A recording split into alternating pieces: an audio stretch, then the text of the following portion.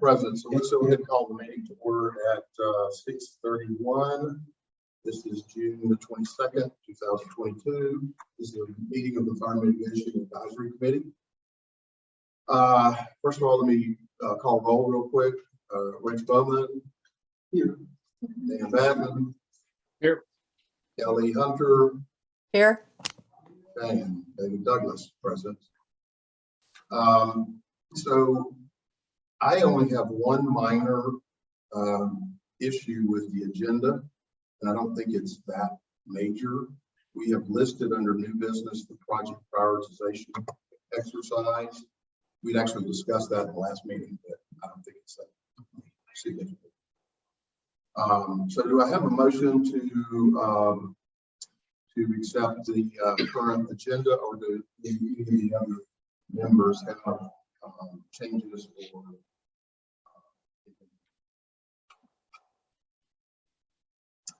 I move to accept the agenda. second? Second. All in favor? Aye. Aye. Right. Next is public comment. Do we have anybody that's No one registered, but we do have a couple people on Zoom. There is a Johnny on Zoom, and there's Carolyn Bowers. Do either of you have any public comment?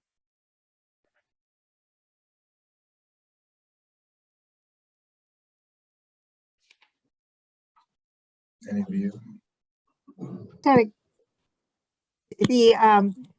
The chat, is there Nate, is that turned off for the meeting? Yeah, we pretty much don't chat or monitor chat during the meeting. Standard operating procedure. Okay, because I wanted to send I just wanted to through the chat ask Kelly if I could have her email address. Oh, sure. And I could that's ask, I could give it to you now. Okay, what is it? KELLYGRN like Green Mountain Falls, GRN like Nancy Okay. at Comcast.net. Okay, great. Thank you very much. You're welcome.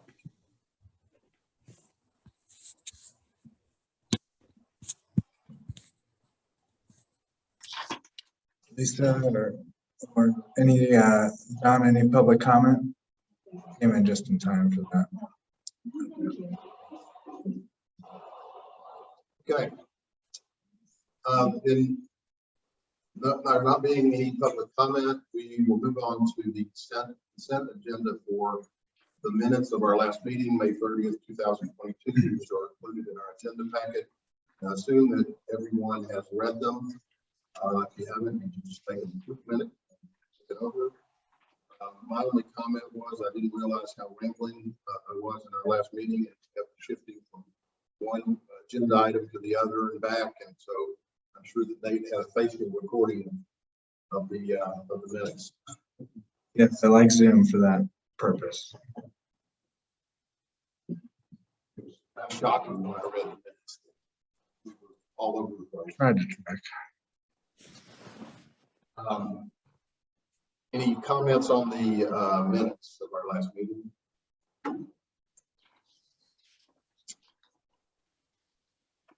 Do I have a motion to approve and accept?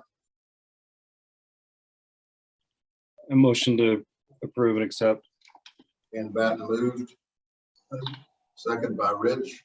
All in favor? Aye.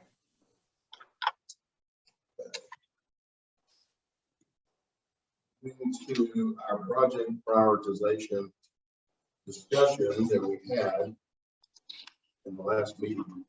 We identified some key areas for fire mitigation that were less focused on large landscape size projects where organizations like Mile High Youth Corps and who we're all accustomed to. There's a lot of involvement there. Really, we wanted to move it to more of a local level prioritization some projects.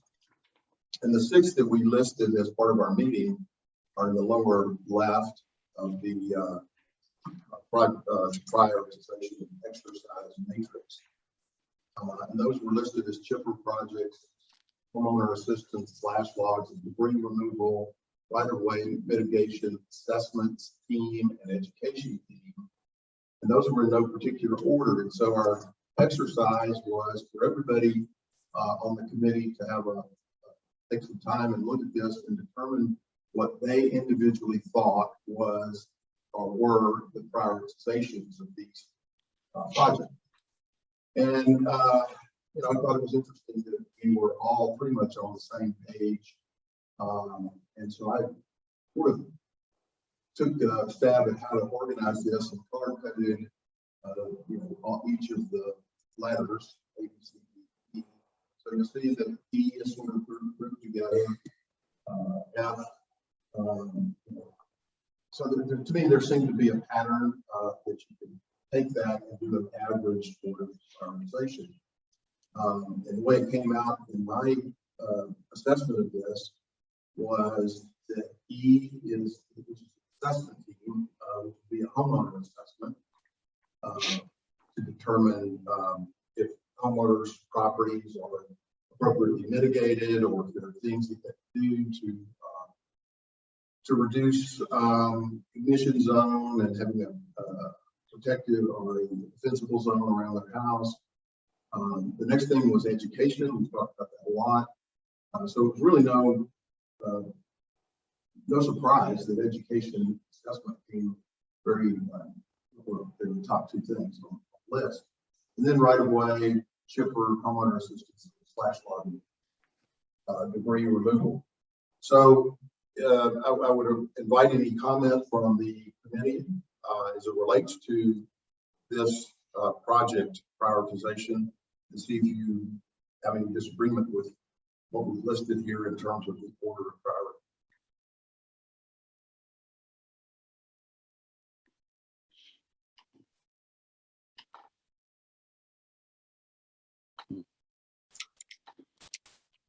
None.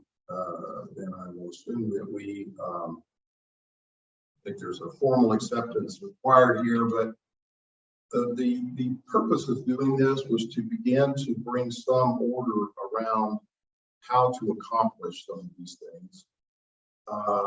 And my initial thought is we would have each of the committee members take the lead responsibility for these projects.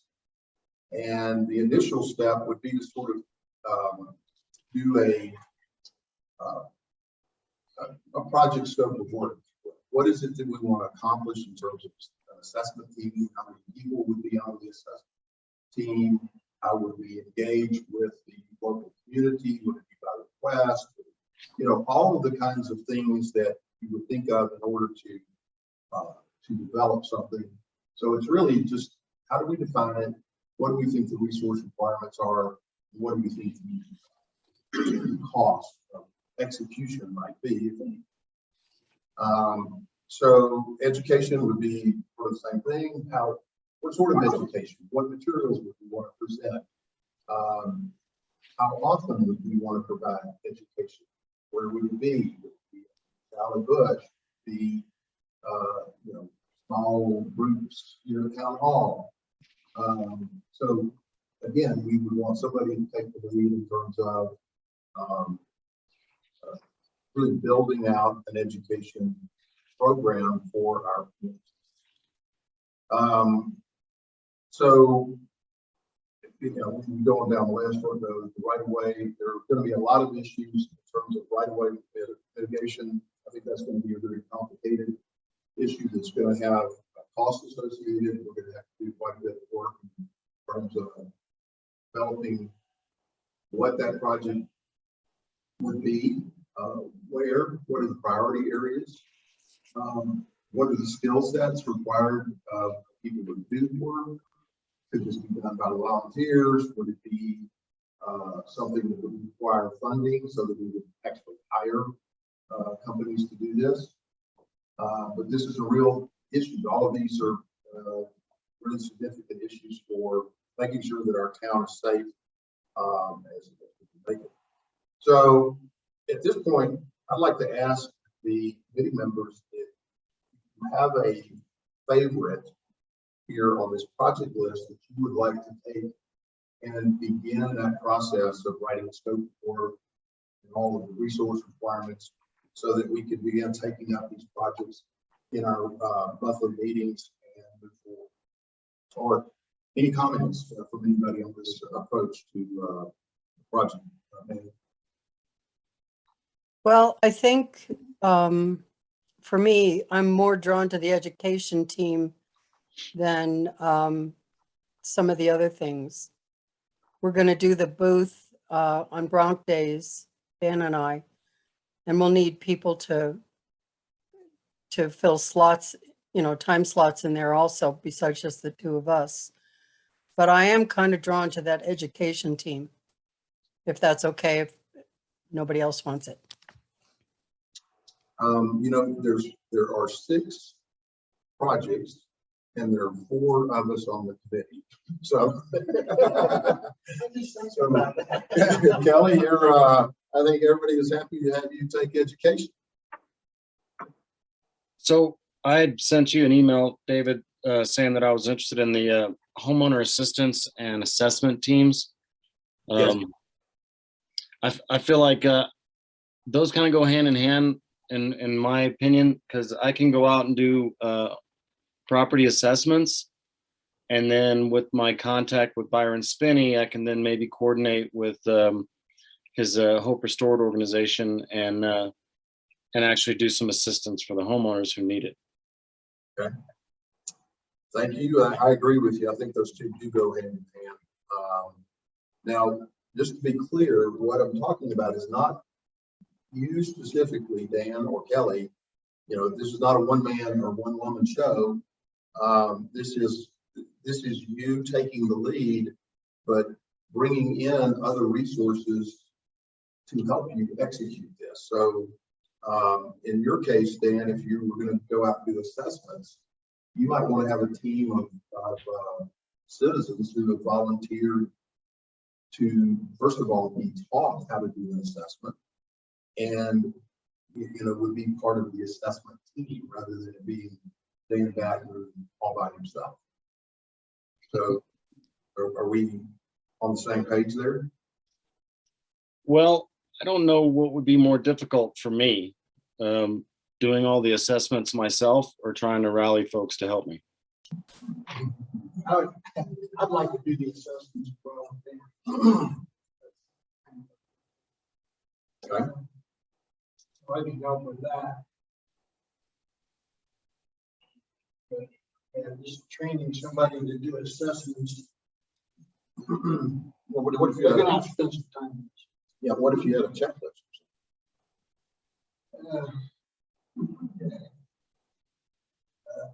We can put certain things on the checklist for sure. Well, I'll tell you what, It's a possibility. rather than come up with what the plan is in this form, you and Dan get together and begin working on how that would work for our town. What resources do you think we need? How would you go about it? How would you engage? Would you do it without somebody asking for it, or would you wait until somebody requested it? Or I think we're gonna have to wait for somebody to request it. We just can't come along with those properties. well, we'll get to it later, but we'll get to it later. But one of the things that I'm proposing is that we have a document where people are essentially making a pledge to participate in our town-wide mitigation effort, which would include agreeing to allow assessments. So, to the extent we could get people to sign off on that, then we could go on, not necessarily go on somebody's property, but we could do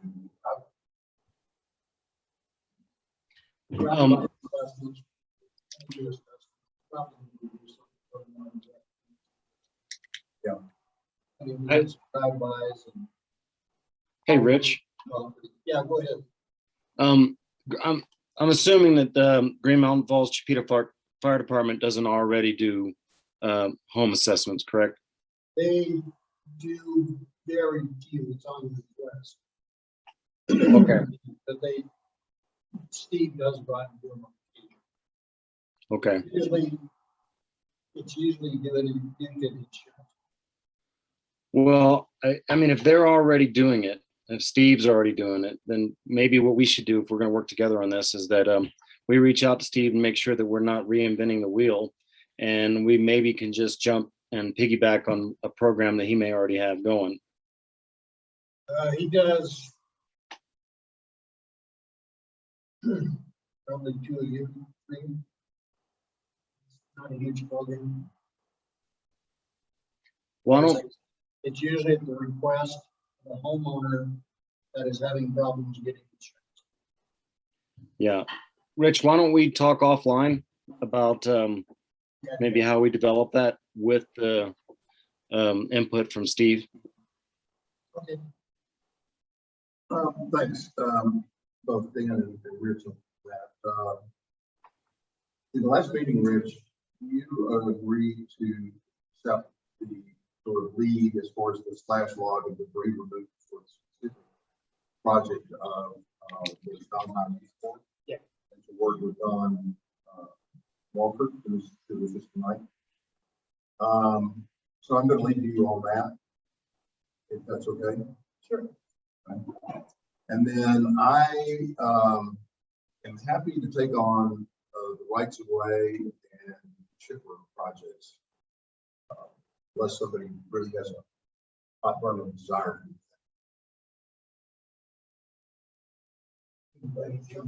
I don't have. Okay. All right, so we will expect, because of the top 2 items are the assessment team and the education team. I think rather than try to tackle all these all at once at each of our meetings, we should try to keep it limited to working down the list of priorities. So let's have in the next meeting, a rough draft of the scope of work and resources, sort of defining what we're doing. Would you agree to that? Sorry, David, you said by next meeting, have like a resource list, like kind of a program needs? Just a draft document that would outline what the program would be in terms of, what is the program? What is it that we're going to do? Who's, how many people do you want to be part of the team? What are the resource requirements? Are there going to be any expenses associated with it? And if so, get that included in the budget for next year.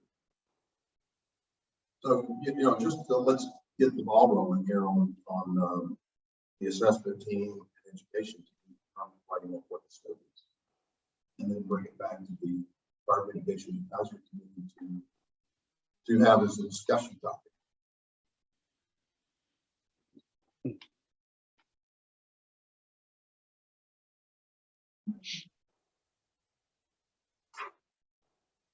Sound good to everybody? Yep. All right. Good. Yes. Well, it was actually At the beginning, and Yeah. do you have any time at the end? I have a room. okay. We can. No, let us get through our work and then go.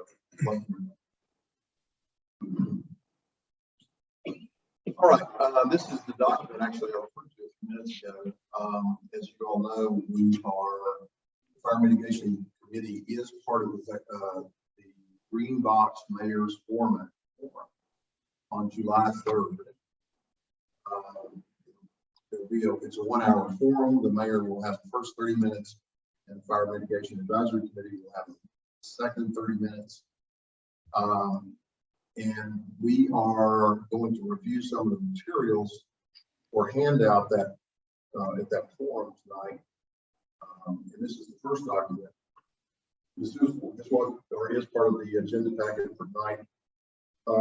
Essentially, we've often talked in our meetings that we don't know how to get in touch with property owners. We don't sometimes even know, how to find property owner, locate who the property owner is. So at least, at the mayor's forum, we're going to have a group of people there that some of which are not full-time residents, that they are going to be people in town because of rate. And so this is a great time to reach them. And this little document that I put together gives people a chance to read through and check off if they want to participate in some of these items that have to do with fire mitigation, sort of at the local property level layer of community. So, just the first thing would be, I'd like my property to be registered to participate in the GMF's fire and fuels mitigation program. This means I will be notified of all programs initiated by GMF for the purpose of assessing and developing specific actions to remediate fuels on public and private property. So really, they're just saying, yeah, I'm interested enough. I would like to be notified. Something's going on. And so these are sort of benign in that way. I would like to have free assessment of my property before the action that's necessary to comply with the firewise programs, protect my home. That would be the assessment just talked about. So they're giving their approval by checking this off and signing this piece of paper. I'd like to participate in a program to trim my trees 10 feet above the ground to eliminate ladder. Please have someone contact me to learn more. So all we're doing is asking people for a little buy-in, feedback, and participation so that we can be more proactive. So I'm proposing this to the group tonight, the committee, for your comments. We're also at the very end, this is a pretty major item. The last box to check is I would like to donate the Green Mountain Falls Wildfire Fuels Mitigation Fund, which will be used only for the purpose of fire mitigation projects in Green Mountain Falls on both public and private property. Check should be made to down Green Mountain Falls with a notation of fire mitigation at the bottom. And then we're asking for sign off on this piece of paper. So this is a document that I would like to use in the mayor's forum to hand out to people and ask for them. So, committee, any comments? One of the things that I would like to see on here, or at some point when we're doing this, is an opportunity for people to provide their emails so that we don't have to do mailings, because that costs a lot of money. And maybe what we could do is just have them email the town hall, or one person that would have like a bulk email that could go out with any information that we can share with them. That way we're not mailing, educational items, we can email them. What do you think about that? Yeah, Kelly, at the top of the document, they have to fill in their name, their permanent address, their Green Mountain Falls property address, their phone number, and their email. Sorry, I didn't see that. Yeah, there's no problem. So I'm trying to capture as much information as we can. And my thought is, if we could get the people who are in attendance at the mayor's forum to return this document to us at the mayor's forum. So as they're departing, we have got committee members that are situated within the building to accept these documents. So we begin to build sort of a database. Any other comments? I would give the assessment team a good jump start. There's a lot of information there that's got the assessment team right away.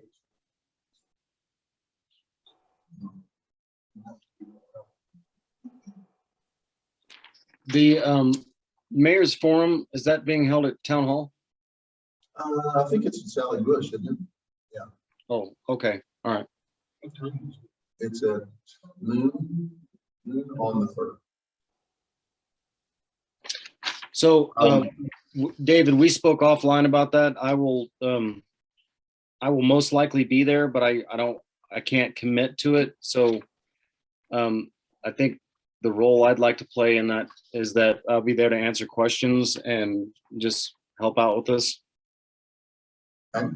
That'd be great, man. Love Okay. to be there. One other thing about the mayor's forum, and I didn't know this until I read one of the green box brochures the other day, that said after the forum, the Fire Mitigation Advisory Committee is going to lead a hike into the Wallace Reserve to show people what, mitigation of force looks like. We have an actual building there that has had some hardening done and various things that we can show. So there will be a hike to the Wallace Reserve following the mayor's. I think it's a you meeting. Because being, sort of, there's like the royal we. It does say specifically that I'm leading, but I really would like for many of you who can go to please get. All right, so that that sort of ties into public education.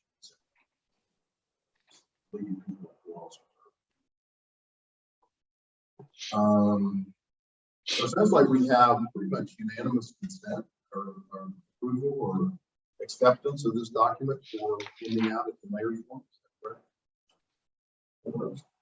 Yeah, I think it looks good. Okay, the second piece, I think we've already seen, we can move on to that. We looked at this the last meeting we had, and it was agreed by the committee members that you would prefer your cell phone not be included in this handout. And respectfully, we removed that, and it's only your email that's included. I have opted in to allow people to call me if they want to. That's fine.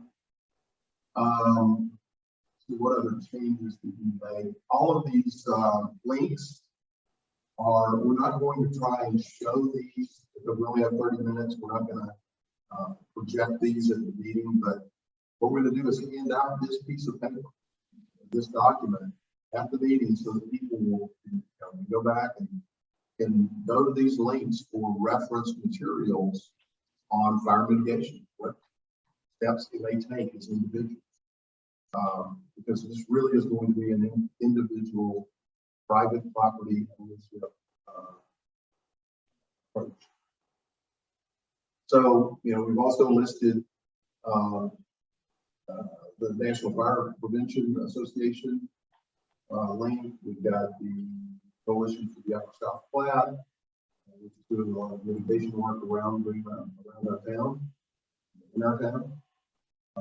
We also have Steve Murphy, who is our chief of the fire district. We have some companies that will do work, whether it is independent contractors pay, or in the case of Hope Store, will do work for absolutely free. So we've tried to get people a resource list and where to go, and then others like County Waste, transportation materials to be uploaded, Rocky Top. So what we get, it's a resource list more than anything else. Stand up. I added that firewood mystery, Kelly's contact before the contact information. I did have a question though. I was trying to research a little bit online. Kelly, do you know if that old men's group that I've read articles about, is that the same as the firewood ministry at the Woodland Park Community Church, or are those different? Do you know? Say that again? The firewood ministry, the men's group does the firewood ministry, and they split wood and they deliver it to people, but they would come pick stuff up, if we have it available. So that old men's group / Pete's Place, is that one and the same as the Woodland Park Community Church group? No, I don't know what that is. But I Oh. also found out today that I called Teller County Waste and they reminded me that there's a place up in Divide, up off Highland, where they take Slash on Saturdays for free. So if you're going to Divide, if you make a left on Highland where those apartments are and the post office, and you go up that road just beyond the apartments on your left, there's a little tiny dirt road and a little itty bitty sign, but they take Slash there for free on Saturdays, I think from 9 to 1 Where is this? It's in Divide. it's not the Slash place where you drop off your Slash that's like behind the jail. No, this is further.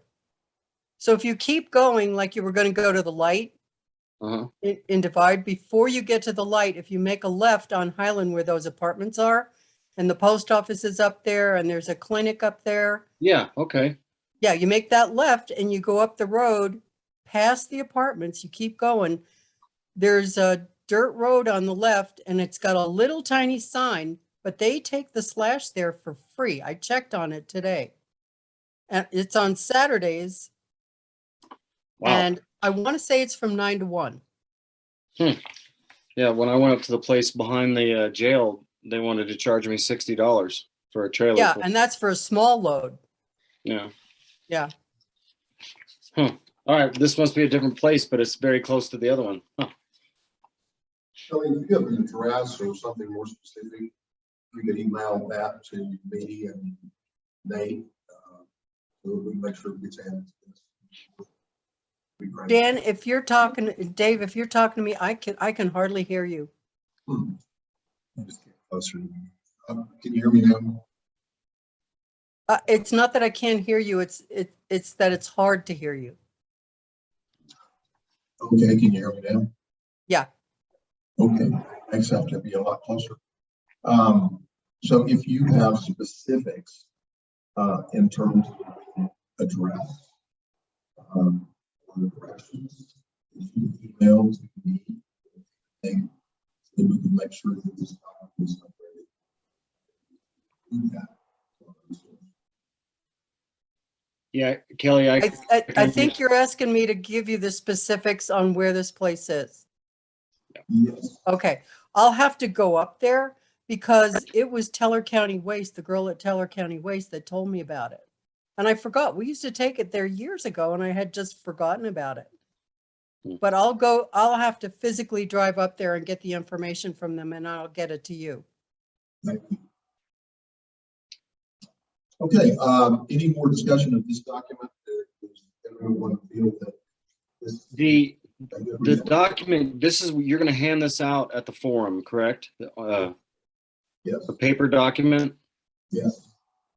Because I'm assuming that on this document, all the blue highlighted, that if that was on a Word document on your computer, that's a link, correct? The link.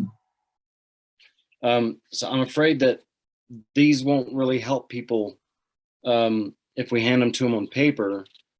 Should we add a URL address so that they can actually type that in to go there? Because they won't be able to click it, on a piece of paper. Maybe I'm just not computer savvy, but when I tried to copy the URL, when I pasted it in, it pasted the title instead of the URL address. You know what, David? I get the gist of what you're saying, but whatever you changed in your audio, it's not making it better. Yeah, I think it's working off of your microphone. Actually, I think we're hearing David through your microphone. So if I'm correct, and David, you were saying that when you would copy and paste the URL to the Word document, it would automatically change it to this. Yes. Okay. Can you hear me better now? Yep. Mm-hmm. Okay. Yeah, so what I did was just test this, was to type in the exact title, and it came right up. So, I mean, the other thing is we can email those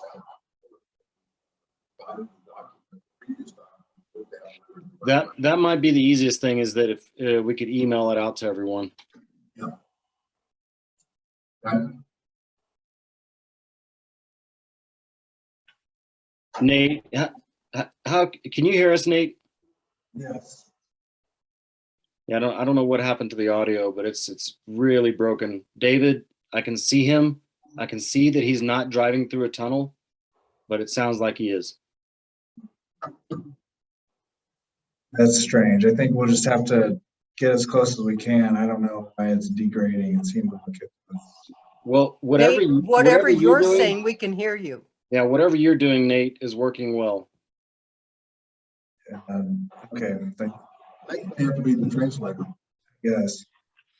I can give this mic to you, so you can share this. Dan, can you hear me?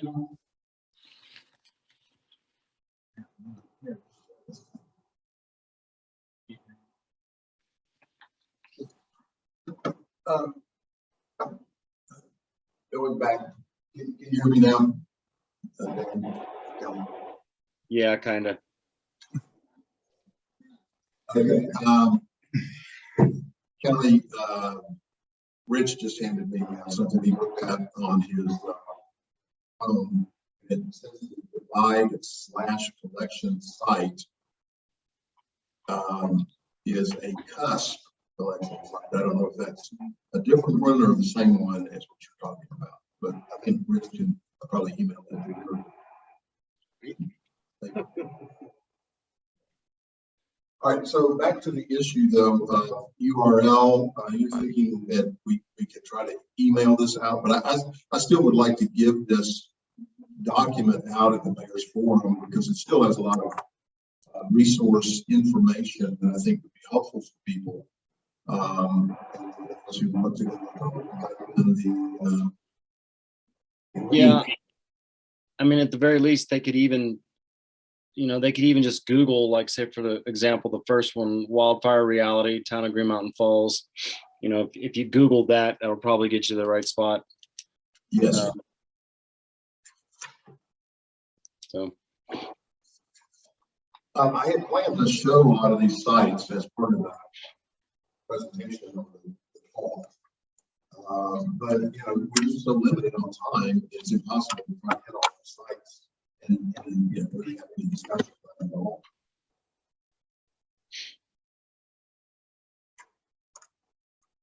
Okay,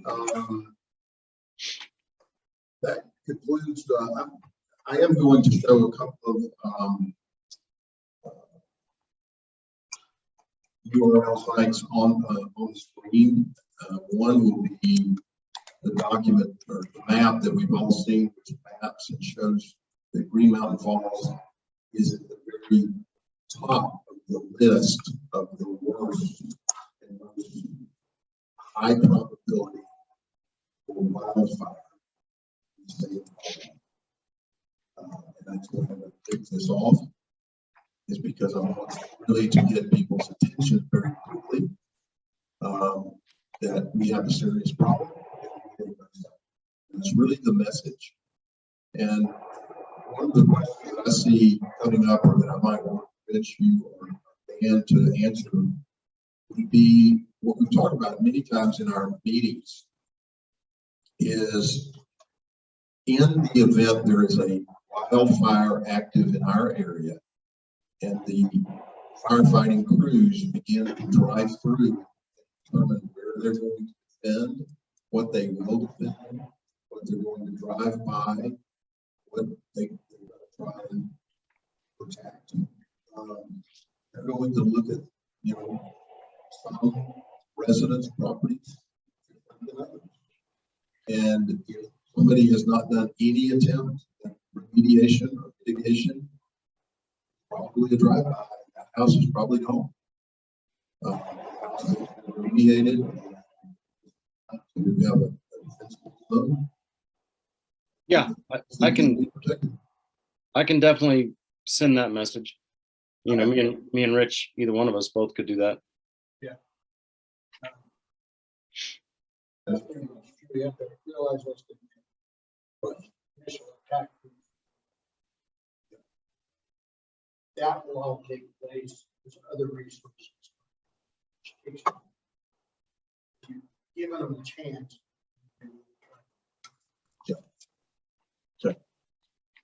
I really want to try to get a message. I mean, I think everybody who goes here, you're around full time. I'm not sure that our summer residents are as fully engaged in this issue. And I think this is a forum where we might reach some that action. That's what I think. Dan, can you hear me at all better now? No, it's still, That's Nate. Nate, if you're sitting in front of the laptop, that may be why we can hear you. Let me try something else. you know, and you may not need to get very close to the mics. Is that better? Anything better? Well, I'm it's, trying, yeah, trying different maybe- settings here real quick. Nate, your audio has always been pretty clear.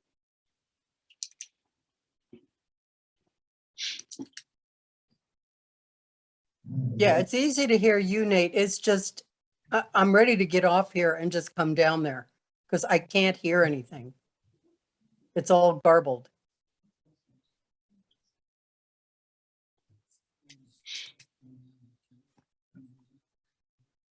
No.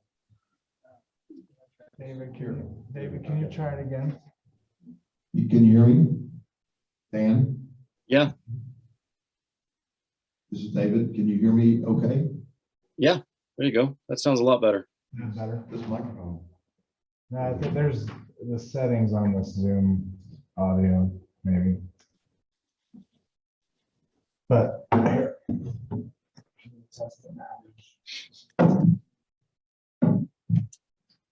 Can you hear me, Dan? What's that? Can you hear me okay? Yep. Okay. All right, we're going to move on. I think we're all in agreement on the documents that we'll use in mayor's forum. The next item on our agenda is Bronx Day update. And that's Kelly and Dan. The only thing, the only progress I made was I just basically looked for a tablecloth or a table display that we could order. And Kelly, you had some information, right? Yeah, I'm having a heck of a time getting a hold of these people. Hold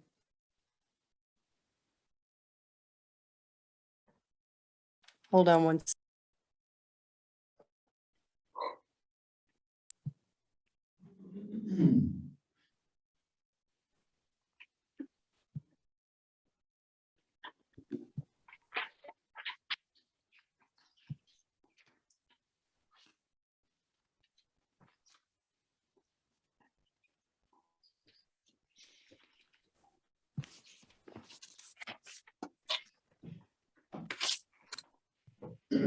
So if we were to get the custom vinyl banner for the Bronx Day booth, a 4x8 banner is $59.20.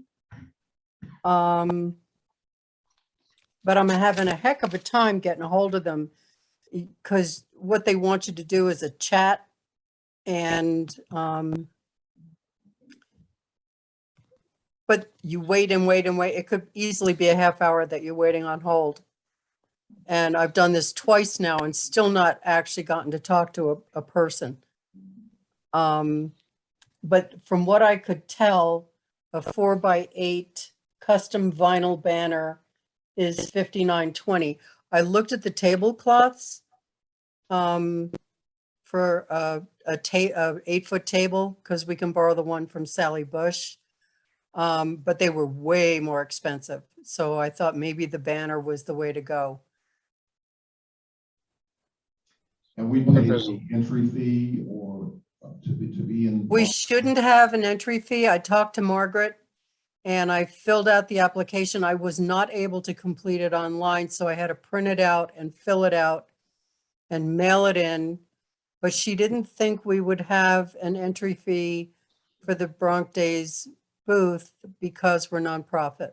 But I've not heard back from them yet, so I don't know. Okay, are y'all planning to have any sort of literature to hand out, or are you planning to ask for, that would be an and or, planning to ask for donations? I think it's not a bad idea to ask for donations. I don't know where we would get the literature, but I would love to have it to hand out to people. Woodland Park, the Colorado State Forest Service. We can contact Dave Paletti or somebody up there, and they could probably give us a bunch of literature. That would be great. Weren't we also gonna print out that Ready, Set, Go? Who did you say to contact? Oh, Dave Paletti. He's the guy that wrote our prescription for the mitigation work that's going up on Thomas Trail. I mean, there's multiple people that work in that office. It's the Woodland Park, Colorado State Forest Service office. If you just Google that, you can give them a call, and they should have lots of printed literature that we can hand out. Stuff that shows kind of like your, your home assessment, your Ready, Set, Go type stuff, your how to mitigate your property. Perfect. Yeah, that's the kind of stuff I would love to have at that table. I was talking to Nate today, and I thought if we could get a banner with the photo that he had uploaded, the picture of the wildfire, that's an attention grabber, and maybe just something, just a little blurb, like almost like a hashtag, so people will read it. Green Mountain Falls is #1 for critical fire danger in the state of Colorado. That might make them come to the table. But, I mean, there may be a better verbiage that you guys could think of. Free beer. Oh, I like that one. I'll be there. That'll get them there. Yep. Well, I think we're depending on Dan and Kelly, the two of you, to, do whatever you have to do to get a banner or a table or whatever it is that we need. Keep in mind that there is cost that will have to be approved. Right, Nate? Yeah, and I talked to the board and they were fine with the minimal cost situation to help out. I So talked to. it's $60 is. Yeah, that's fine. And then Sally Bush, we can borrow a table from there, and I don't know what else you need. Oh, the town can print out some of the more simple materials, like, the non sort of fancy glossy brochures. We could print out that Ready, Set, Go stuff or whatever you want.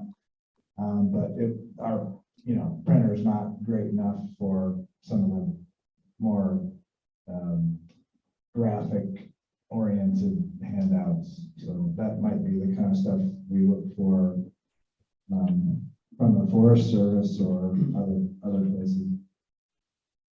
Has the Board of Trustees taken up the issue of being able to accept donations as tax-free and having a fund? I talked to Mayor Dixon, and he said that was on the agenda. I don't know if it was the last meeting or. There was discussion about it. I think they want more discussion to come. I think Becky was going to come up with more of a policy, I guess, or something like just for the mechanics of who deals with the funds and how things are accounted for. But we can certainly create the accounts or basically the codes in the accounting system to track the funds.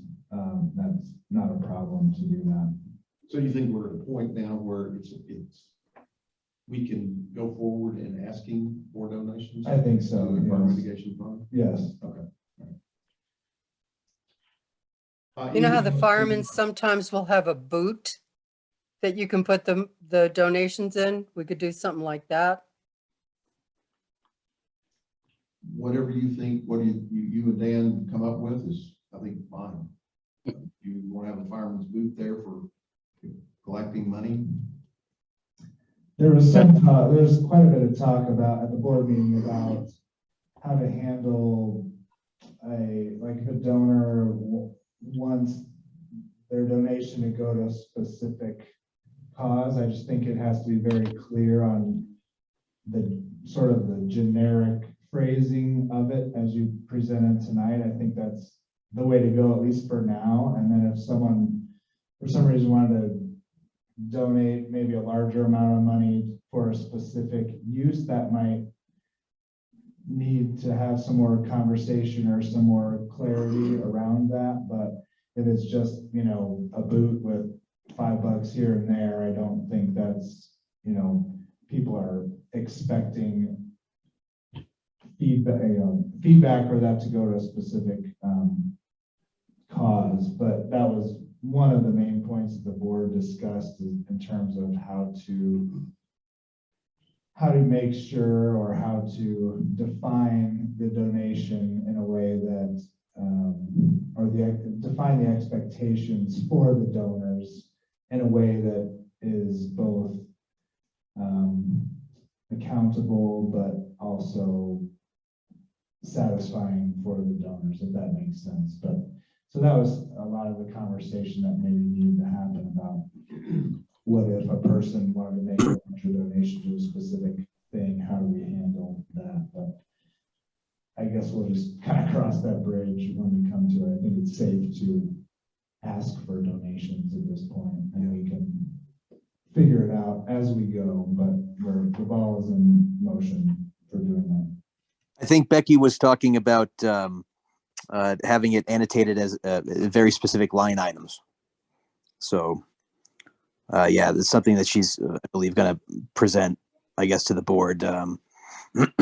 You know, like Nate said, after there's a policy that's that we can look at, you know, specifically. But all that stuff is going to be annotated, I believe she said, like in line items. Like if somebody wanted to donate money specifically to, you know, what if fire mitigation wanted a wood chipper or whatever you guys specifically want. Of course, there could be like general funds of people that would just, you know, they just want to donate money to the, you know, fire mitigation advisory committee. You know, yeah, she had indicated that they would be just specifically annotated as very specific line items. That's all. I think in the last meeting and looking at our minutes, just in an offhand discussion, we named the following things as examples of funding. That would be the siren, signage for fire restriction escape routes, money to help those who can't afford mitigation, professional grant writing, and a new town-owned chipper. Those were some ideas from the last meeting. So I think it's always best to have the donor be okay with a general donation and not necessarily expect it to go to a specific thing, and basically make it the discretion of spending that goes to the committee and then is supported by a vote in the committee, and then that triggers staff to be able to spend the money on whatever the committee wants. I think my understanding is what we want is if people want to make a donation, if they're writing a check or notating it somehow, it is that it goes to the fire mitigation fund. And without giving specifics, that it goes to the siren and the chipper.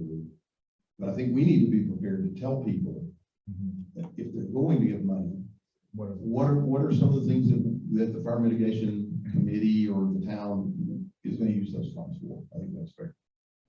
I want that. It's not going to go to the general fund, Right. To finance the town's business. They'll definitely be accounted for separately. Yeah. Okay. Anything else, Dan or Kelly, regarding Rock Day? Thank you both. It sounds like y'all are moving ahead with that. What is the date of property? The 30th of July. All right, moving on to item 8 in our meeting. It is the Mile High Youth Corps Co-swap grant update. And there's several items. I guess we'll just follow. We had originally in our last meeting accepted a draft for it was a scope of work for slash and log removal that had been prepared for the committee's review by Don Walker. And it was to develop a scope, an actual execution plan for removal of the slash and logs, and everything from the site that Mile High Youth Corps is currently working. Under the terms of the grant, the town of Green Mountain Falls, I'm not saying this right, please correct me, we have an obligation to remove that material because Mile High Youth Corps is not, right? Correct. It's the town responsibility. And we were going to perform that responsibility through volunteers. So Don Walker had prepared this plan for volunteer work, presented it. We didn't feel like we had enough time to really review it in detail. That was something that we postponed for further discussion to this meeting for final action. We have Don Walker here with us tonight. So that if we need to involve Don in this discussion and kind of where we're going, we can do that. I will say that before we get into that, probably might be appropriate, Nate, you had a discussion with Olympia and who else was it? Becky and regarding this work plan. yeah, and so I wrote the long memo because I wanted to clarify the entire situation for everyone. I've been receiving basically messages from people that indicate there's some misinformation going on, and I think we're putting the cart before the horse a little bit on this. Yes, it is the town's responsibility per the grant to get the fuel removed, but I've heard people say that Mile High is not doing the work the way that we've directed them to.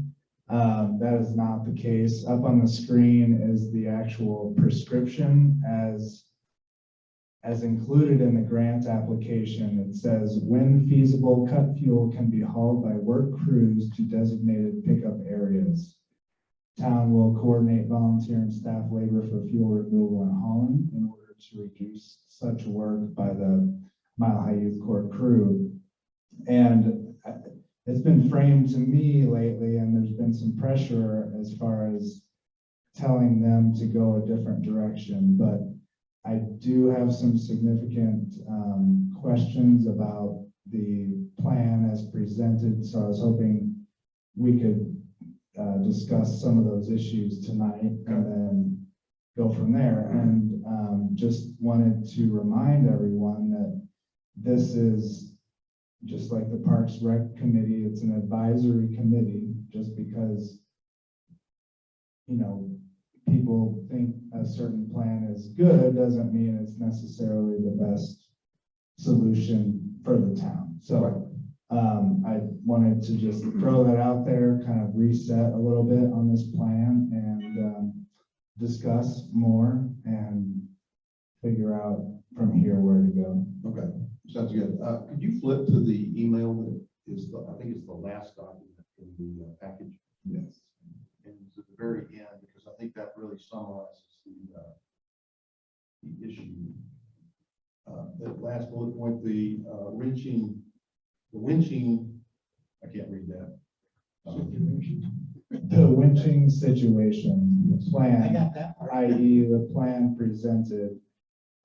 Just a lot of concerns because and some of that I just wanted to clarify with Don tonight and just talk through that, because basically, I had all these concerns and questions, but they haven't been answered yet. So I just needed to talk through these a little bit more. And in order to, and just to clarify, CIRSA is our insurance carrier, for better or worse. I know some people aren't thrilled with that situation, but they are our insurance carrier at this point. So any volunteer project, particularly ones that are using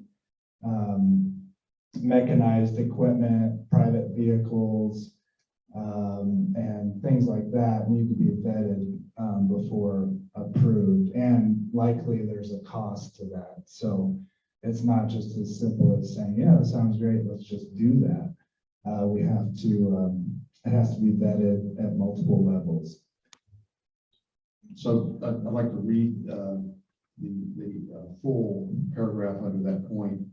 The winching situation alone is concerning for Becky and me, and likely CIRSA, since it is a mechanized system using unknown volunteer equipment and vehicles that could cause severe injury or property damage. We would need to send this work plan to CIRSA for an insurance quote, the cost of which would then need to be approved by the board. So I guess, that's a major issue, because the whole plan that's been put together for us by Don, it is using a winch, winching the full logs down to a yarding site, bucking those trees into smaller logs that can be hauled away. And currently what is being done on the site is that the trees are being cut into shorter lengths and stacked. And that is consistent with the current prescription, right? I wouldn't say the prescription is consistent with what we talked to Mile High about originally. Mm-hmm. And at the same day that we talked about this winching possibility, we talked about access points and staging areas and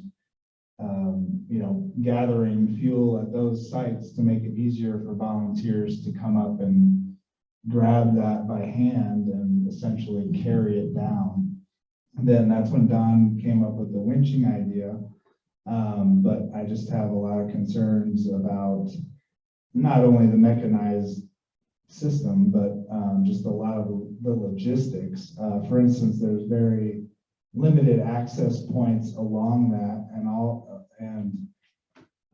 all the access points involve private property access. So we're dealing with limited space, limited access. What happens to these 30-foot tree sections when they're brought down through someone's property? Number one, it could create could damage the ground, it could damage landscaping, it could damage a septic system. And then once they're out, where do they go? There's very limited space along the roads there to manipulate these large trees. And then you have volunteers. I'm assuming the plan is for volunteers then to use chainsaws at those points to buck them into smaller bowls, which is then you're having volunteers with chainsaws on town right of way or private property. So, that's some of the questions that I tried to summarize in here, and there were others that came up afterwards. Another one is just for the volunteer effort itself. These winching teams would be maybe 5 people or something, and so that's a very small group compared to like a large volunteer workday where you have a dozen or so people that are enthusiastic about helping. Maybe that's not the greatest concern, but it is nevertheless something to think about. Another concern is that, or just just general ideas that, yeah, winching, using a winch sounds great. It sounds like it's gonna be easier. But because of the logistics, the limited access points, the extremely steep terrain, I think there's gonna be complications that come up that may not be necessarily planned for at this time. So anyway, I wanted to talk to Don. I wanted to get his input and maybe kind of explain what vehicles are used, what happens to the trees when they're winched down the hill, how does a tree go sideways hundreds of feet from an area with no access point to above an area with a direct access point, and some of those things that haven't been answered yet. So that's, I think, what the discussion needs to be at this point. Don, do you mind addressing some of those issues? This is Don. Either of Walker. those Don work. is a member of the Parks, Rec, and Trail Committee of the town of Green Mountain Falls. He's done an awful lot of volunteer work, I just saw an example of some unbelievably excellent work that was sort of engineered and carried out by Don and the team up on the Dewey Trail just yesterday. There's no question in my mind, looking at that piece of work, that Don has brings a lot of skill and knowledge to a project like this. Thank you, Dave. That's good. Appreciate the compliment. Press the button. Thank you. Thank you, Dave. Appreciate the compliment.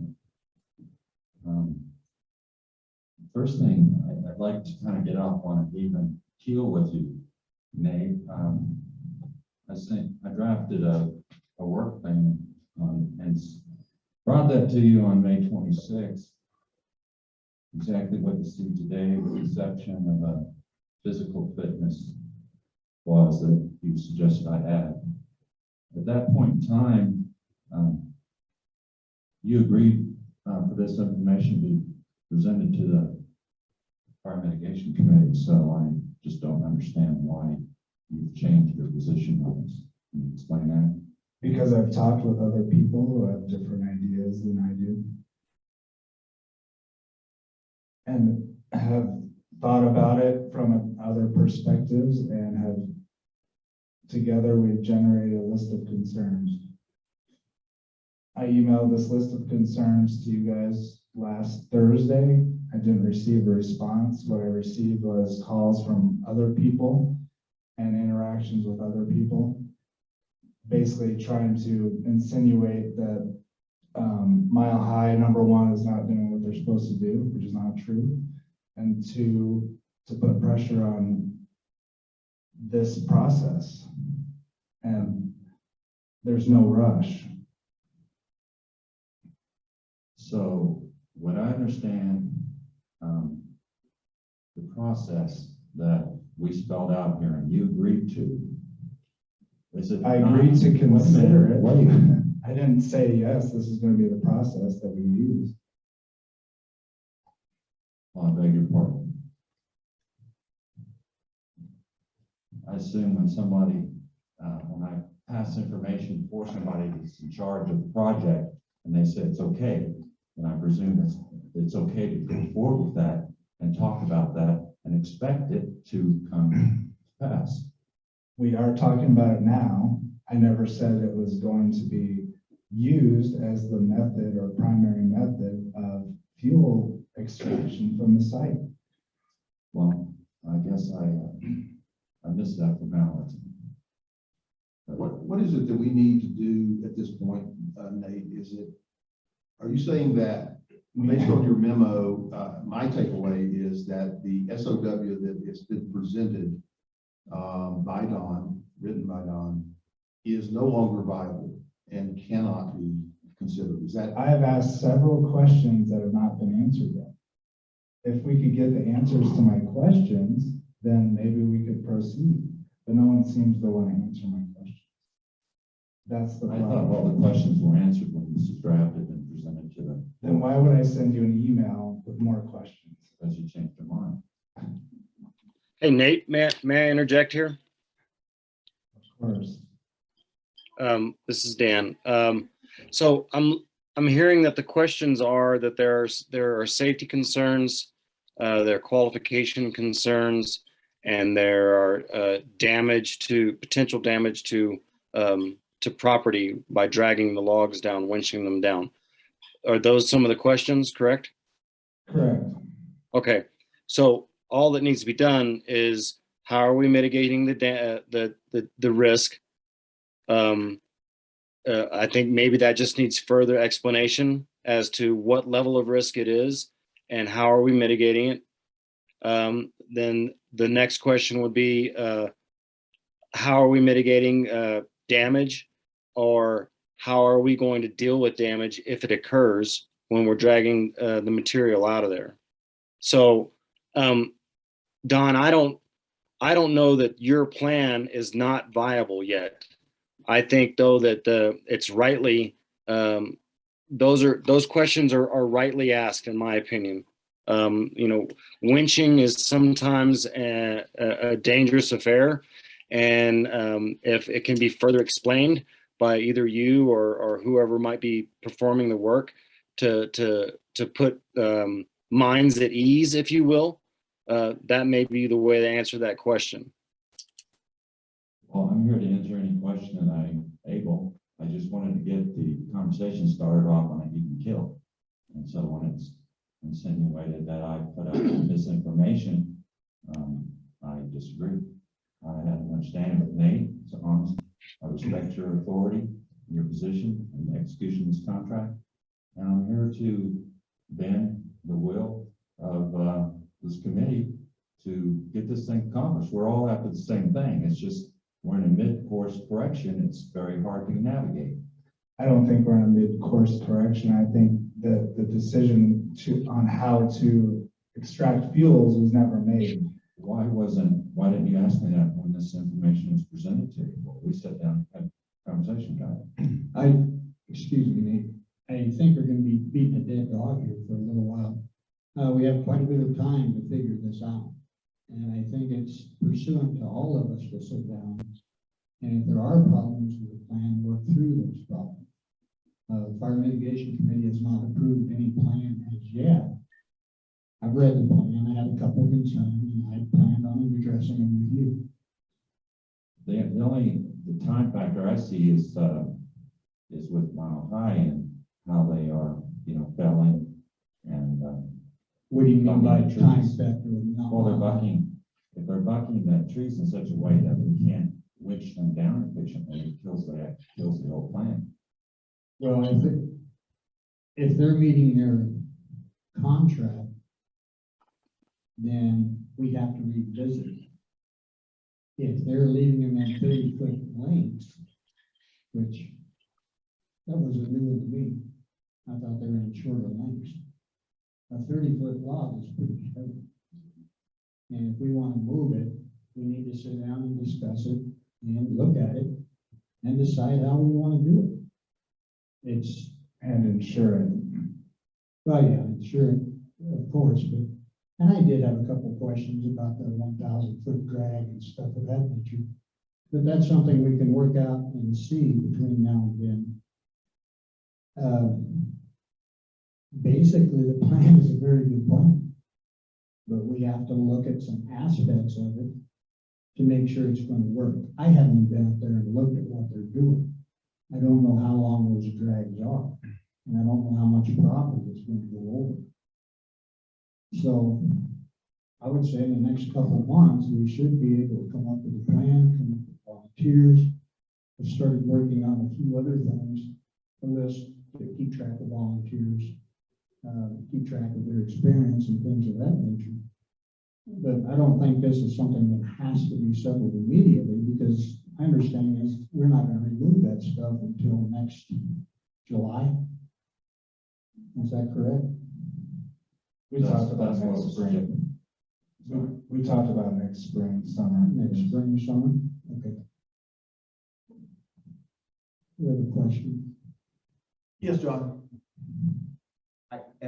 I'm listening, and if I hear one of the salient points is whether or not the logs persist in a 30-foot length or not. If they're already cutting them, then Don's plan can never be executed, even if you work through the issues that you're discussing. So that does seem to be a time-sensitive decision, whether they're instructed to buck them shorter than 30 feet or not. Because again, if they're not in 30-foot lengths, then this becomes mute.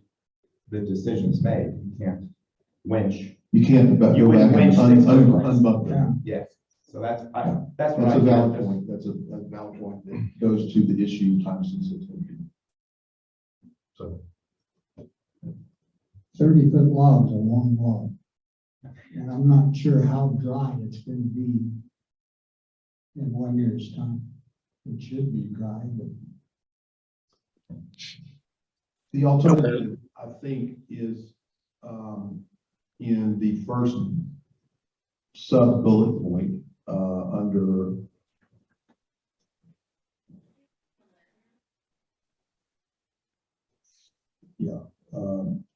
under the prescription by day for letting,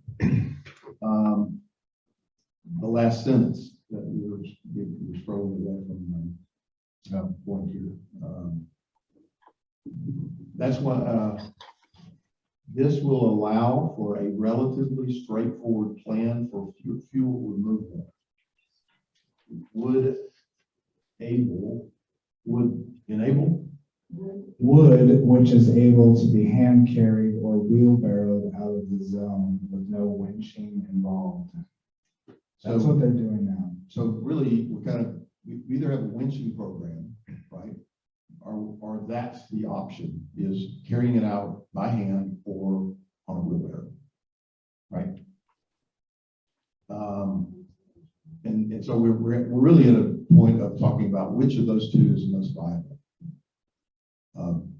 Given all the set of circumstances, being SRSA, yarding, crossing private property, all of me. But if you're going to carry it out on a wheelbarrow by hand, you're going to go across somebody's private property. I mean, and we've done this since this grant was applied for. We've known that. So that's not new. We did not know what access points we would end up with and what the logistics of that are. Yeah.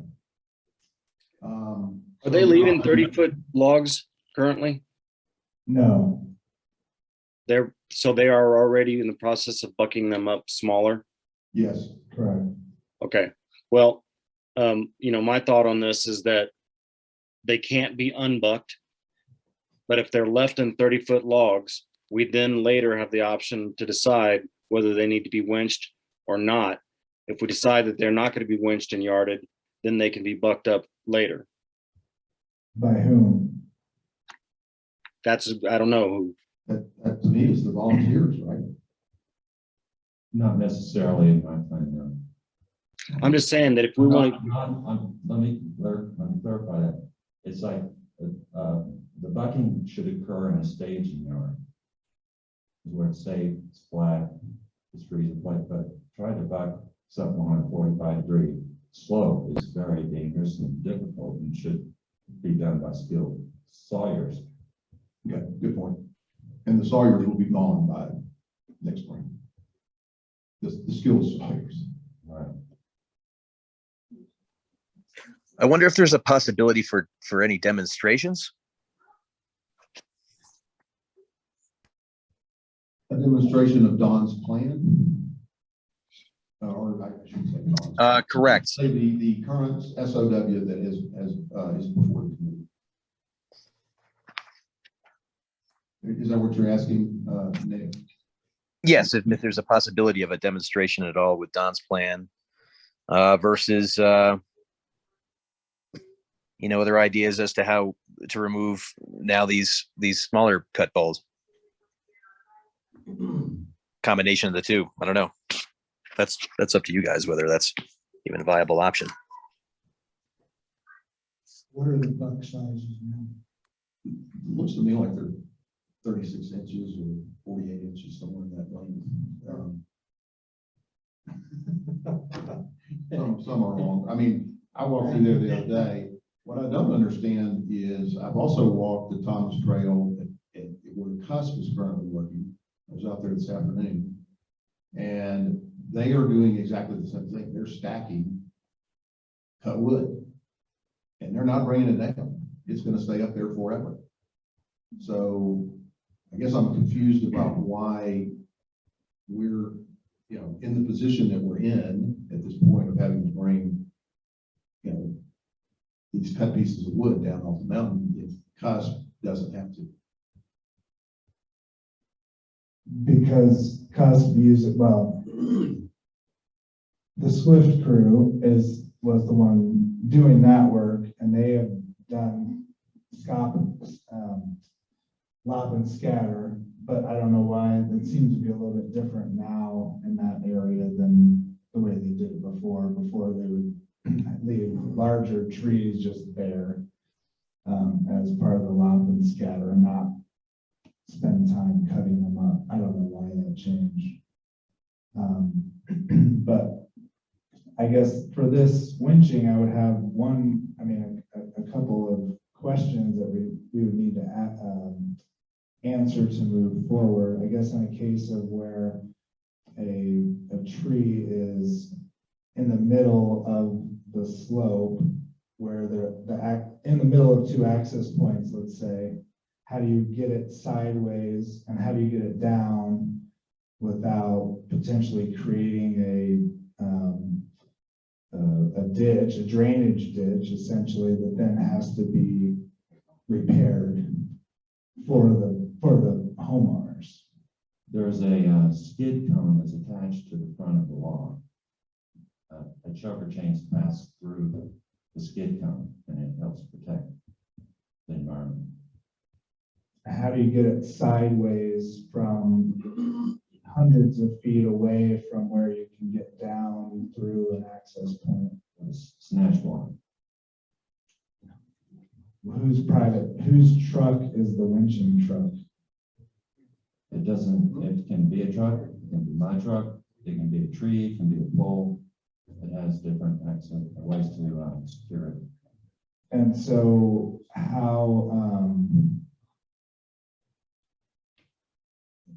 what's the amount of time that it would take to get a 30-foot large tree section down from the most remote area of the work site down to the street? I can't say. I don't know. What does Dave Paletti's prescription say again? Can we look at that real quick?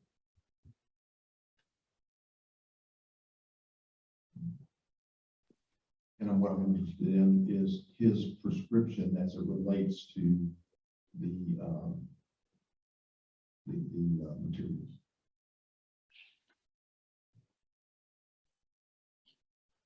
Lop and scattered to a depth of no more than 12 inches. Limbs will be cut into pieces less than 36 inches in length in areas with a lot of biomass. Some trees may be retained to avoid having slashed deeper than 12 inches. When feasible, chip slash on site. Does he really address in his prescription what's to be done with these tree trunks? No. He's got bowls that exceed 30 feet in length shall be cut in half logs. No, that's Don's scope of work. Oh, okay. Sorry. Is it just the red print then? We're looking up up further in my memo, page 2 of my memo, where I copy and pasted the prescription from the grant itself. Okay. So to me, the lop and scatter to a depth of no more than 12 inches is essentially what Cusp has been doing the last few years, because they have not hauled anything out. The DNR is aware that this is very challenging terrain, so they said, it says, when feasible, cut fuel can be hauled by work crews. If my interpretation of that is that if a tree trunk is less than 12 inches wide, then it could be in diameter, then it could be left if it's not feasible to remove that. It's only offer a, try to get to some place that we can move forward. Where they are currently working is easily acceptable. I mean, accessible. I mean, they're sort of behind the homes that are on Mountain Avenue. And they started at that point on Thomas Road.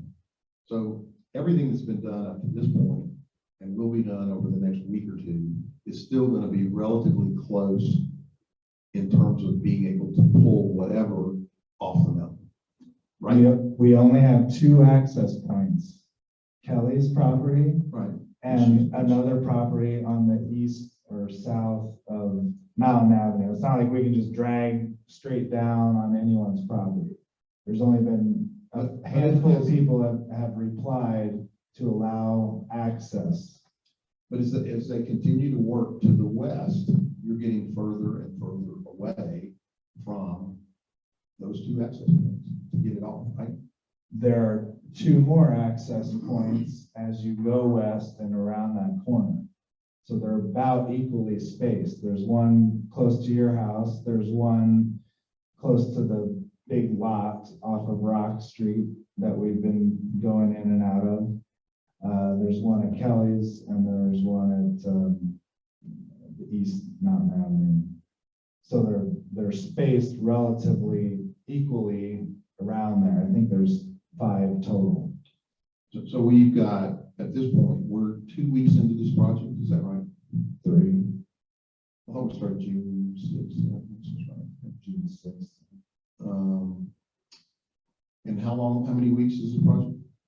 15. So, we're just at the very beginning.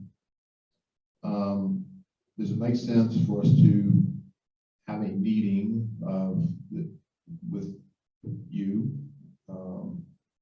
That's what I suggested in my email that no one replied to. Well, I didn't think That's it part was. of my frustration. It's like no one acknowledged my email. No one acknowledged my suggestion to meet, which is what I suggested. Yeah. I think that would be a great idea. Okay. Obviously, we have the constraint of not having more than, I think, we can only have 2 fire mitigation advisory committee members meet with you. Correct. Otherwise, it becomes another open meeting. Correct. So Don, Rich are the two, I mean, Don has prepared the SOW. Rich is the Fire Mitigation Advisory Committee member that's the liaison for this. So I'm prepared to meet with Rich, you, Don, Nick, I guess, to try to come up with some sort of workable solution and a decision within the next week or 2, so that we can tell Mile High what we want them to do. I can also talk to them about leaving the larger trees for now, and at worst case scenario, if it's not feasible for some reason to do the winching plan, and we realize that, maybe they could spend some time bucking them into shorter ones before they're off site. I mean, that's another possibility as well. That makes sense to perhaps go down that route as well. Are you open for that, Don? Sure. Okay. Can we schedule something next week? Could we do it, next week is audit week for us. Okay. Could we meet perhaps Friday Of next week? this week? This week?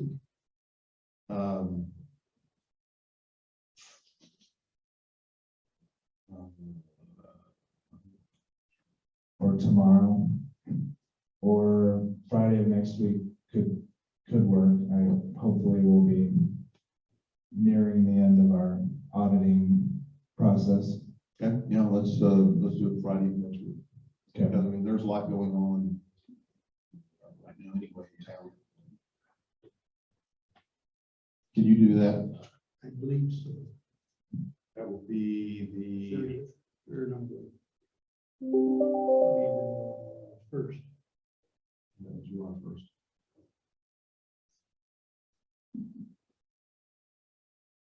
You want to send out a meeting invitation? Sure, I'm pretty much available, let me mention, probably I don't think it matters time of day for me that day. That's the only Morning's good for me. Morning's good for me. Done morning. And Nick? Nick, are you there? Right. That's Friday, the July 1st. Is that correct? Correct. Yes, that'll be okay with me. All right. Thank you. Well, Come to a resolution. In the meantime, could you ask Mile High to leave some of the logs so that if we decide we want to have a trial, that we can Yes. have something to trial with? Yes, will do. Okay. Thank you. Continuing on, that really was, are you cutting out? No. Okay. We need to go back to your seat if you want. I didn't have to leave. I was going to thank you for your involvement here. Okay, so continuing on this discussion of the Mile High Youth Corps Coast Guard grant update, you're correct. There has been some comment about the work that Mile High is currently doing.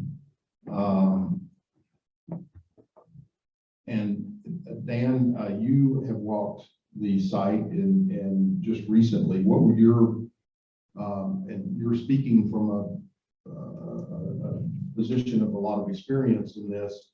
What was your impression of the work that's being carried out right now from what you have seen? The two main things that I saw were that it looked like the crown spacing wasn't meeting the prescription and 10 feet apart.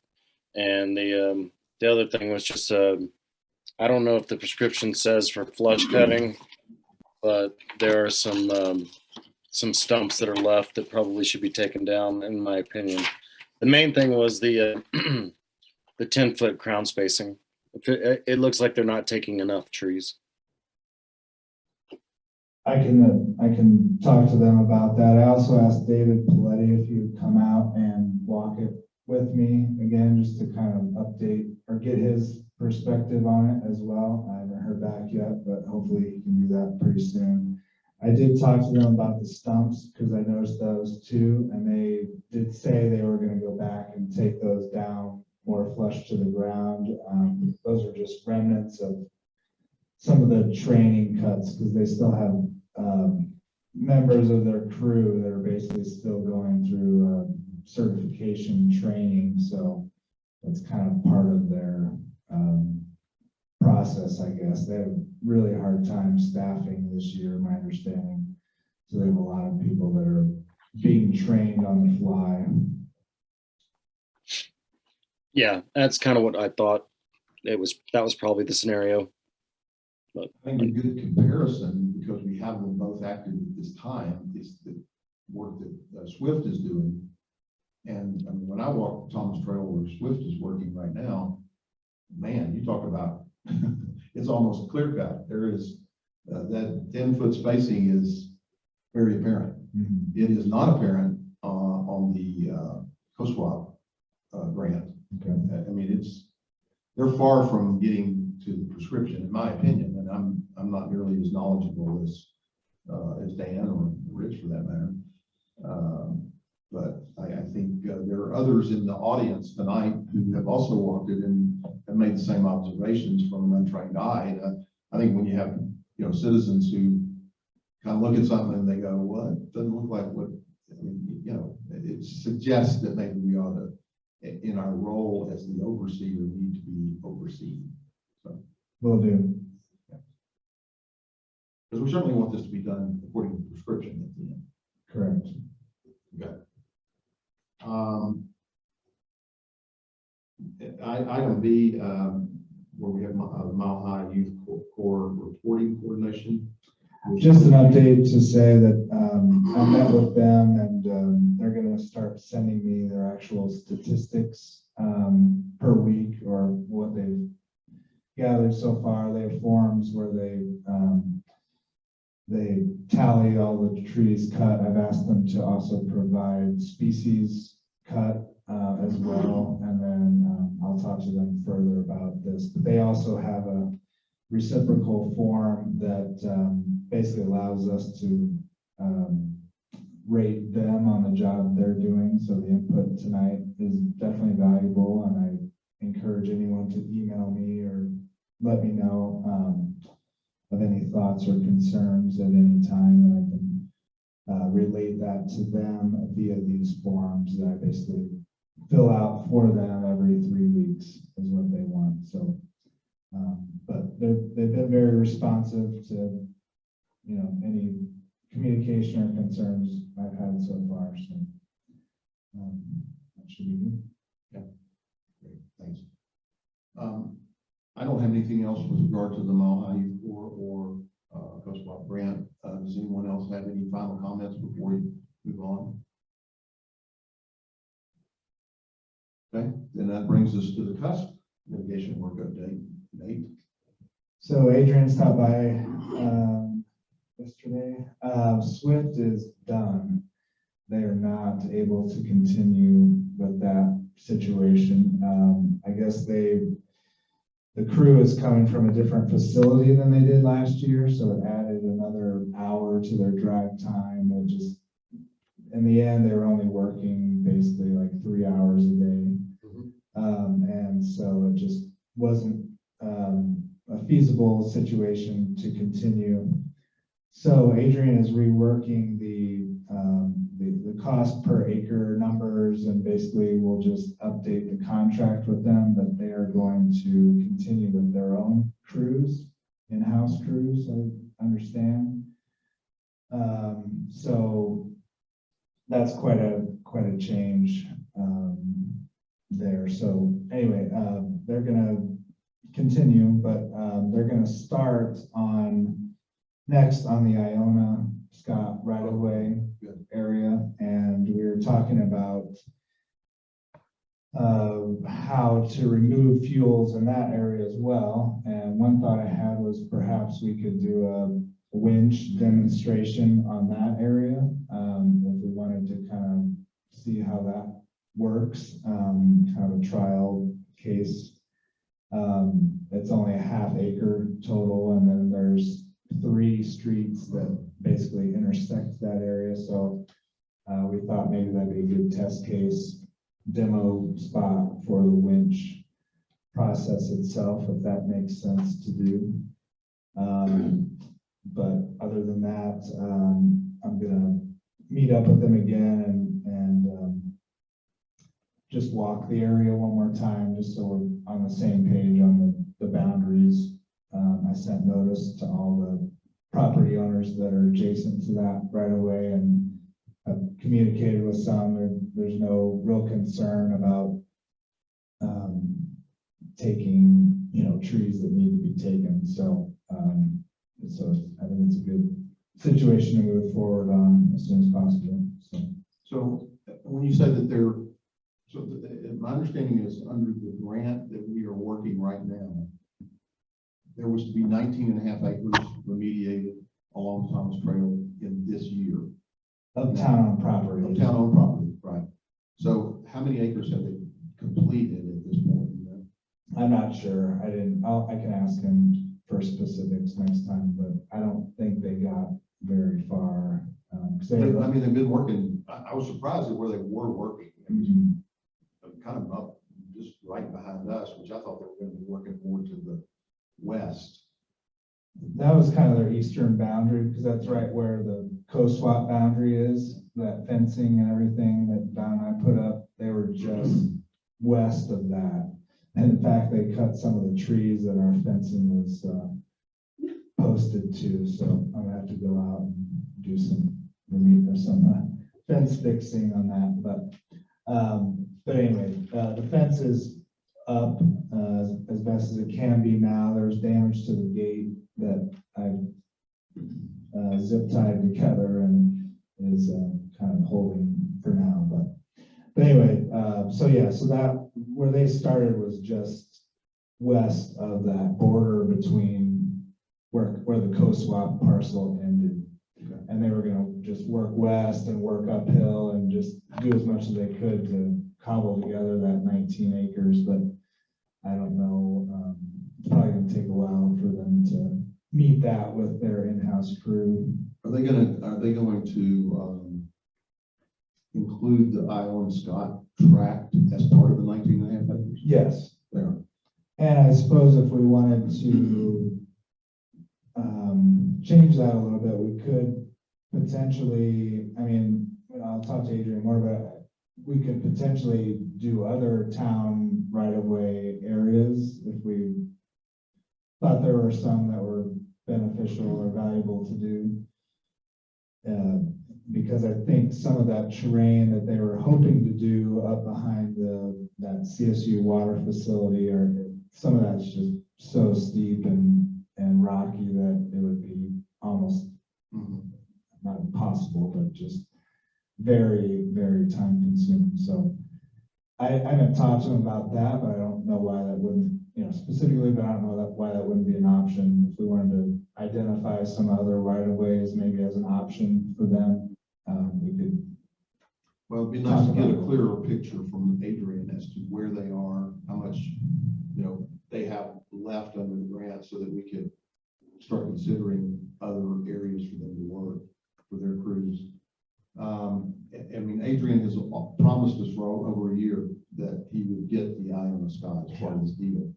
But I've also discovered over the last week or so that most of the property owners on that end of Hondo are now participating in the CUS grant, the private property grant sharing. Oh, good. My direct neighbor, David Young, the Dorhams, the people who bought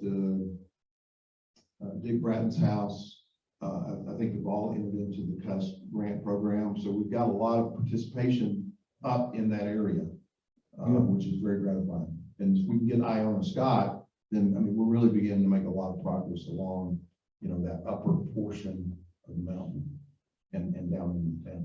So you're gonna talk about doing a drag out of Island Scott to see how it does? We just talked about that as a potential, very visible spot to have sort of a test case on that, and you could winch up or down there. I'd like to interject right. I thought my neighbor contacted Adrian because she said she'd like to take the fuels from those cuts. Okay, I haven't talked to Adrian about that, but Okay. right. Don, do you have the equipment to do this? I mean, do you have access to everything that's in your tank? Yes. That was one of my big questions. Okay, thanks. And I live right across the road from the Island Scott tract. I've had cuss work done. Adrian was wonderful. The crew he brought was terrific. They took out about 20 trees from my property, so I've mitigated the bank there that's across from the Iona Scott. And I've been pushing for Iona Scott to be done for several years now. And the Bagwell property that's connected to the town property is desperately in need of having the trees done. There's more dead trees, I think, on the Bagwell property than on the town property. And it needs to come out, and that's a comment I have. Don, I just wanted to be specific, Rich, on that resources list. The only thing I don't have available was the wood chipper and my personal availability, but let's be clear, that was counting on using the cities or somebody else's. Okay, yeah, that was just some of the questions I had because I didn't know where that equipment was coming from. So I'd like to request that when you have the discussions with Adrian, that you'd let us know kind of what's going on. okay. Is there anything else on the CUS update? No. Dory, you had said you wanted to comment. Yeah, I have a thought, and I had it for quite some time. Can you, I think probably, use the probably a lot of you know Chris Randina, that used to be our town clerk. And I remember she used to go out on Wednesday, her days off, and drive around town and cite dead trees. And then according to our town ordinances and codes, she would send letters to the people and say, these trees must be removed in a certain period of time, or the town will remove them and you'll be charged for it. And it was very successful, and we got rid of a lot of dead trees. Is that something we can't do anymore? I don't know. We have we do have a town ordinance. It is the nuisance tree ordinance. You're correct. It's been enforced in the past. Since I have been part of the Fire Mitigation Advisory Committee, which was January of last year, we have requested on many occasions that nuisance tree ordinance be enforced. I don't know how to get you an answer, Lori, because the answer that I have gotten is that we can't enforce it for insurance reasons, for liability reasons, for all kinds of reasons. I don't understand what's changed under the law. We could do it for years, but now we can't. Well, so maybe your question should be directed to the Board of Trustees directly and ask for action. Because the Fire Mitigation Advisory Committee has done all it can do. Gotcha. But thank you, I appreciate you bringing it forward. And drop day table for Kelly and Dan, should they have that information sheet that you're presenting at the mayor's forum, that people fill out what they want? Wouldn't it be good, you could get more in your database? And Brock Day? Yes. Good point, thank you. That is, we're at the end of our agenda for this evening. I'll give one final opportunity for those who attended or might be on the phone to make final comments before we adjourn our meeting.